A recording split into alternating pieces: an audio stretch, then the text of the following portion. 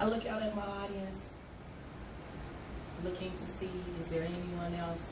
Amber, come on up.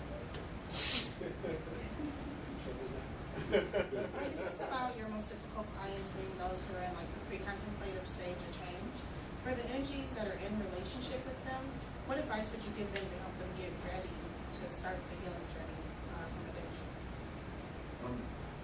Where we usually try to start off at is telling truths that they can manage. You know, just little things that they can actually manage. And we would start off with their drug history.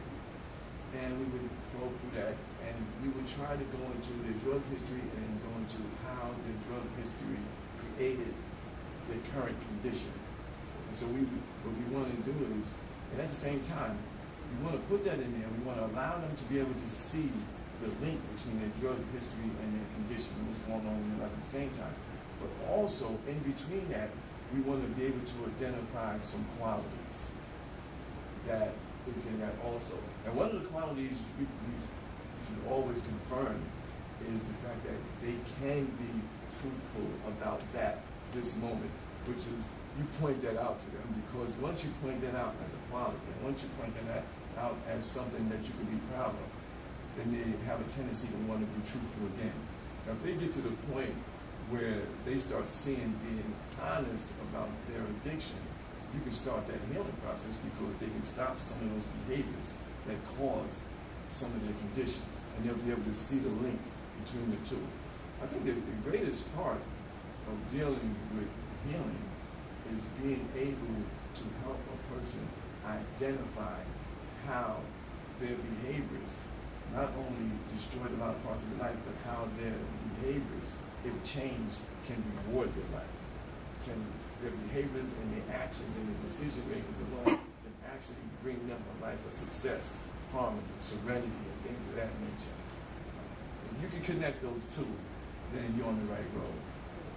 I have a program right now, and my clients are, I would say, the most difficult clients you can get. My clients are mental illness, substance abuse, and they have antisocial tendencies because they're coming out of the court system.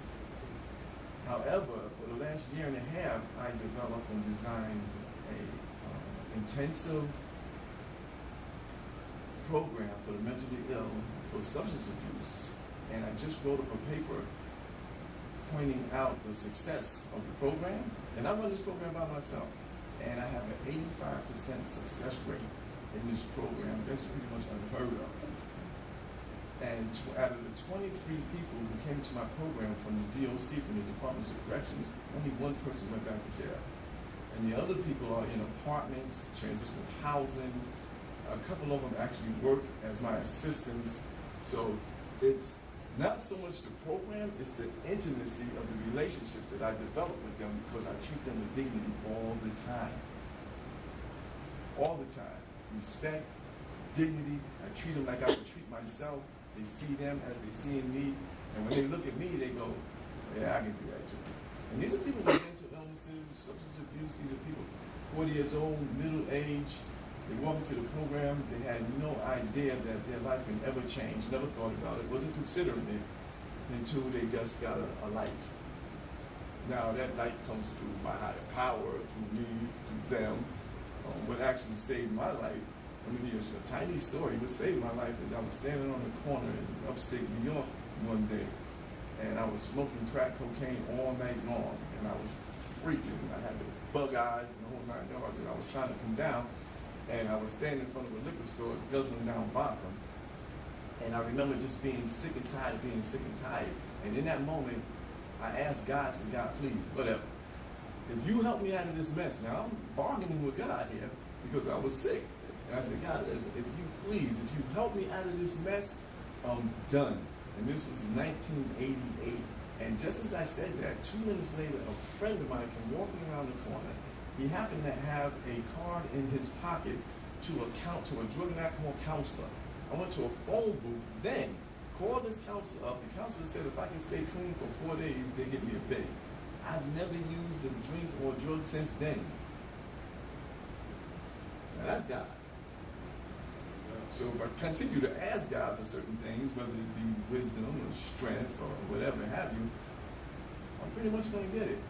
Pretty much going to get it. So the way I look at things is the more people I have a desire to help, the more people will have a desire to help me through the grace of God.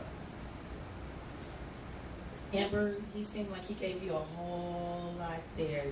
You got what you needed with that question? And then thank you, especially with that time